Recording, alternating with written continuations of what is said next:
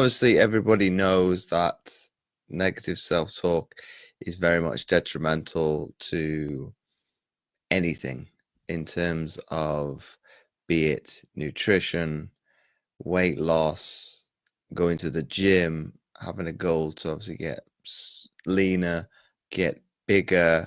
Obviously, from a subconscious standpoint, you're going to come back on yourself in terms of always question yourself in terms of I can't, I won't, it's not the right time, etc., etc., etc. In terms of you're setting yourself up to fail in reality in terms of talking like that or having those inner beliefs or thoughts at the back of your mind. You might not think of them being at the forefront of your consciousness, but obviously they're just being at the back of your mind, and you just thinking about them obviously going to put you in a negative space altogether. But there's the saying that goes positive self-talk or affirmation or certain things of that realm are going to be beneficial. And I was reading in a article, or reading an article, should I say, in the Men's Health magazine of the American version, and I apologize to this person straight off the bat because I'm going to butcher their surname. Trevor Mohawad has released an upcoming book in terms of working with a number of NFL players in terms of obviously from a sporting perspective, negative self-talk won't even come into the forefront of people's ideas because of, you're already in a deep hole as it is from a sporting context already. Why make a situation even worse? So going to the realms of positive self-talk won't even help either because you know the quandary that you face already. So being positive about it isn't going to change the situation. So he talks about having an actual neutral state of thinking in terms of looking at it from a basis of this is what's happened, this is happening, and this is what is going to happen. And if you think of it, of actually, you can't change the past, as the saying goes, it's happened. You need to take the emotion out of it and look in terms of it to from a state of this is not a word, logicality, or using some logic in terms of how you're going to ultimately come up with a resolution or a solution to the problem what you've found yourself into. Okay, sport in the context of the real world is not make or break in terms of ultimately it's a game, and obviously you can lose, but from the ins and outs of what people can take from sport, ultimately there's no gray areas, black or white. You either win or you lose.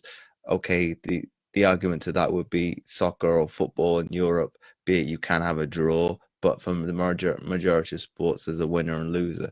Whereas I think within life, there's kind of a misnomer and kind of that grayish area as what do I do if I find myself in that middle ground? But I think if you look at and obviously from a perspective of me taking reflection on it, it got me thinking a different way as well because obviously I've been a proponent of saying to people, well, why don't you have a positive mindset in terms of looking at the positives in life, be looking at what you're grateful for.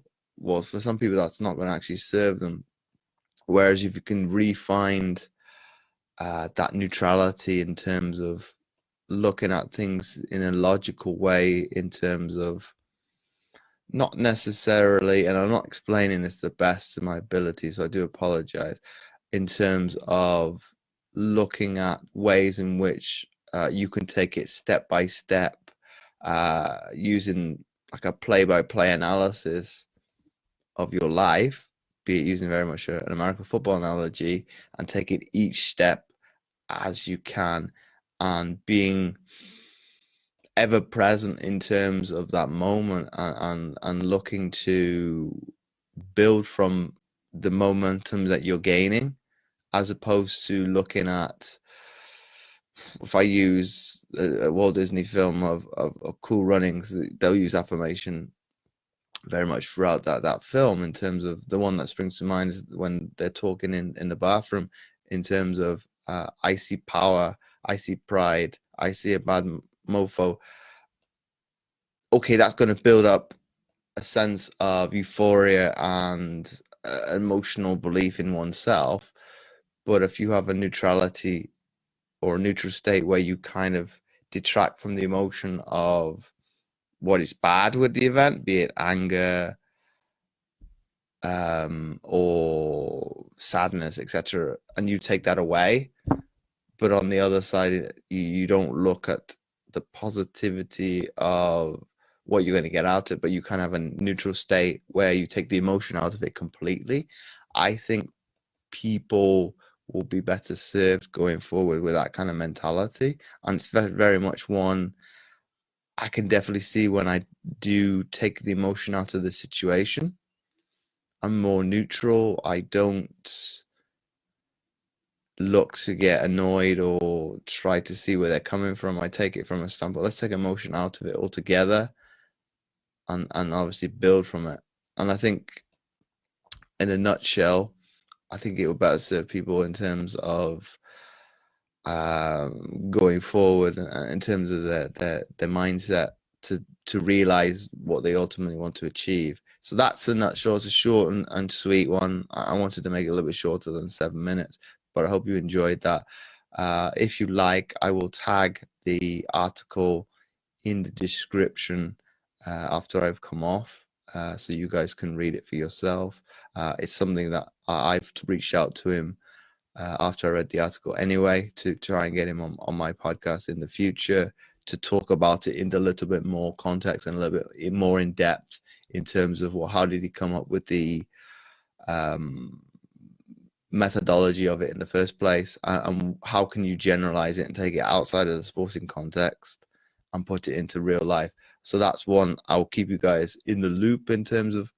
Hopefully it happens in the next, probably, I don't know, say 3 to 6 months, but bear with me and see if that happens. And then obviously you can listen to that at your own leisure.